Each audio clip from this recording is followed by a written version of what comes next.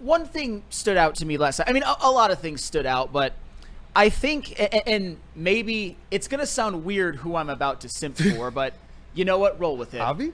I think Keider Montero gets a little bit disrespected in this town, believe it or not. And I get it. A lot of people's first thought when it comes to Keider Montero is, yeah, he can start some games in the regular season. He can open some games. Obviously, he has shuffled between AAA and the majors throughout the last couple of years. But, man, he can be big time at times. And when it comes to, Justin, if you have that Keider Montero graphic, you can put that up. If you don't, I will just read it. But this season, Keider Montero, he's pitched 62 innings, 4-1, 3.77 ERA, and 42 strikeouts.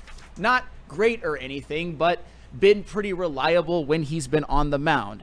But where it's really impressive, and I think people forget about this, Keider Montero actually pitched in the playoffs last year. Not as like a starter, but he gave you 3 innings. He gave you 0 earned runs, only 1 hit, 0 walks allowed. So that's good for a 0 ERA and a .33 whip. I'm not saying that Keider Montero is somebody that the Tigers are going to have to rely upon heavily. Like, I don't think he's going to make 3-4 starts in the playoffs barring injury. But I do think when it's all said and done, when the Tigers ultimately, I'll say if for now, but if the Tigers end up getting the 1 seed in the American League, Keider Montero is going to make some starts, and he's going to make some appearances, and he's going to pitch well a couple times. He might have a couple of times where he doesn't, but Keider Montero is valuable to this team, even if to some of the fans he's more of a punchline. I mean, even when you're talking about the depth that we hope this team can have come playoff time, right? We're hoping that this team goes and does something to shore up stuff, not just to make sure that we can stave off any types of droughts or dips in this pitching staff, whether it's the starters, the bullpen, how AJ Hinch loves to use the bullpen chaos. But we want to make sure this squad is legit come playoff time and can continue to do what we've seen them do. They're going and putting teams in straitjackets. I think that they have even more of an opportunity to do that in the playoffs when you get the rotation shortened up. But you want to make sure you can keep those starters as fresh as possible. This is where these players, they do offer you great opportunity to be able to add to that depth and be able to have a sure rotation. I remember back in the day, we would call up players, and sometimes they didn't present the potential that I look at a playoff roster. I'm looking at expanded roster call-ups that our team is going to be able to have. We already talked about the fact that they're still waiting for other players to get back, both bats and some arms to be able to stabilize a little bit. This Tigers team has so much more to go, and I do believe that the more you have figured out as it relates to these arms, the better for this Tigers team, and how much better does it allow them to deal at the trade deadline?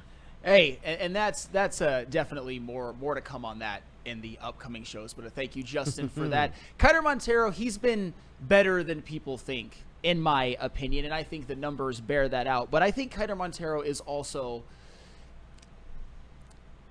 World Series teams, believe it or not, even ones that you think are juggernauts, even last year's Dodgers, even the year before Texas Rangers, they all have flaws. You can't expect to have 5 number 1 starters. And I'm not saying that Tigers fans think that that's the expectation, but you look at last year's Los Angeles Dodgers, Jesus Christ, Los Angeles Dodgers. Jack Flaherty was terrible in the playoffs. Nobody wants to talk about it, but it's true. He had a 7.36 ERA. It didn't matter. The Dodgers still won. Ben Kasparius started a freaking playoff game. Ryan Brigier started a playoff game. Have you heard of those guys? A lot of you probably haven't. I'm not mad at you if you hadn't. I hadn't fucking heard of Ben Kasparius. 2023. Did you know that Max Scherzer on the World Series winning Texas Rangers was terrible in the playoffs? In 2022, Lance McCullers and Justin Verlander both had ERAs over 5 in the playoffs. You even go back to the 2021 Atlanta Braves. Tucker Davidson and Dylan Lee made starts. I know Dylan Lee's turned into a pretty good relief pitcher, but at the time he had 2 appearances in his entire career. His entire MLB career up to that point. And in 2020, when the Dodgers won it, Tony Gonsolin made 3 starts and had an ERA over 8. My point with that is you can still... Every single starting pitching rotation that ever wins a World Series, for the most part, usually has weaknesses. And I actually don't think Keider Montero is as big of a weakness as some of previous pitching staffs. If you want to say that the Tigers' offense isn't as good as previous World Series winning teams, Fine, I'll give you that, but this offense is a lot better than you think. Every World Series winning team is flawed. And I'm not saying that Kiter Montero is somebody that we should rely on for 4 starts in the playoffs, but he will play a role. Whether it's out of the bullpen, whether it's as an opener, whether it's making several starts to help them level up their record even more. Kiter Montero is valuable, and he showed it last night. And you know what? You got some support in the chat. You know, shout out to Kellen Morrison in the chat. Montero is a 5-inning pitcher in the playoffs, and we need him to give the bullpen a break. Yes. I'm seeing a lot here in the chat. Super Bowl Wilson. Flannel says Montero is disrespected in this town, but yet also thinks Ben Wallace doesn't deserve to be in the Hall of Fame. Super Bowl Wilson, use your fucking brain. Is Ben Wallace disrespected in this town, or do I have the one dissenting opinion? That's not the same thing. Sam on What- that shit Doctor already. Dipshit. what God about damn, man. These Detroit? people Yeah, are that so shit. obtuse, and they think that they're dunking, and they think that they're doing something, but they're actually proving Look, that they're he got some idiots. support here, though. He says, I always question why AJ put a bullpen arm in front of him on the days he was scheduled to start. Daryl Slaughter, he has a hard time when he's coming in the middle of AJ's pitching chaos.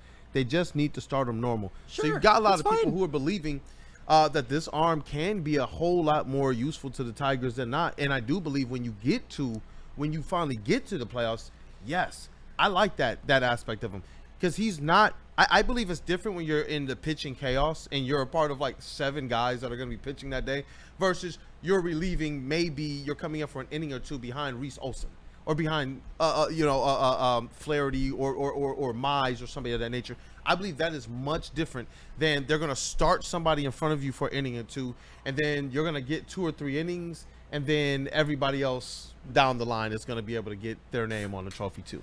Yeah, no, and that's if you want to say that you'd rather have them just start games and not have openers, I'm actually okay with that right now. I'm not going to really question what AJ Hinch has done this year because they do have a great record. They are 24 games above 500, but at the end of the day, man, it's about the playoffs, and something tells me that Kiter Montero, he will play a bigger role in the playoffs than any of you are prepared to handle, and he will do it well. He did it last year, 3 basically perfect playoff innings. And playoffs, we all know the monster that playoff baseball is. Some of the greatest names in recent MLB history and all-time MLB history, whether it's Clayton Kershaw, whether it's Aaron Judge, whether it was Bobby Witt last year. Nobody talks about how Bobby Witt shit his pants in the playoffs last year.